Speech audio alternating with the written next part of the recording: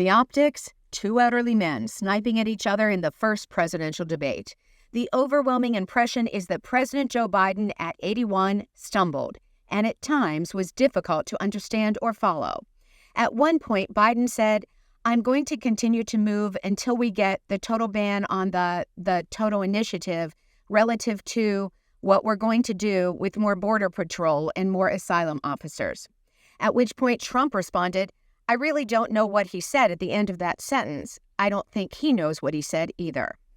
Now, U.S. Representative Lloyd Doggett of Texas is the first Democrat to state publicly that Biden should withdraw from the race.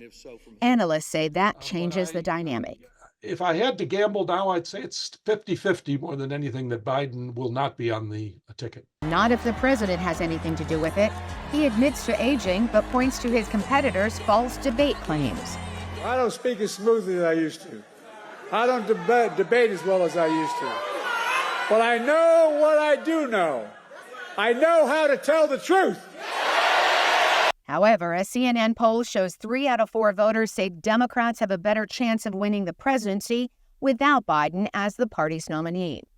Historically, losing the first debate doesn't necessarily doom a presidency. But what it did do is to... In 2012, analysts say then-President Barack Obama had a weak debate performance. But then he went on to win re-election. The reason for the bad first debate was in Obama's case, he just wasn't as prepared, but the next debate came up fairly quickly, and he did very well in that.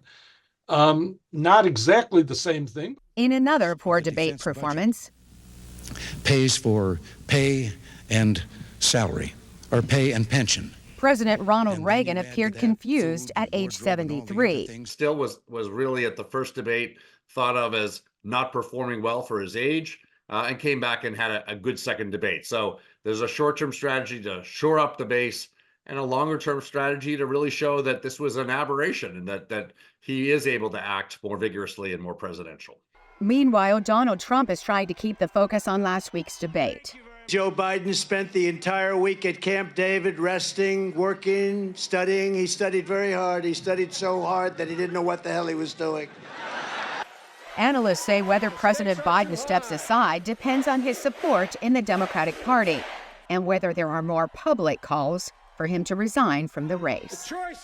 Carolyn Presutti, VOA News. Donald Trump will destroy our democracy. I will defend it.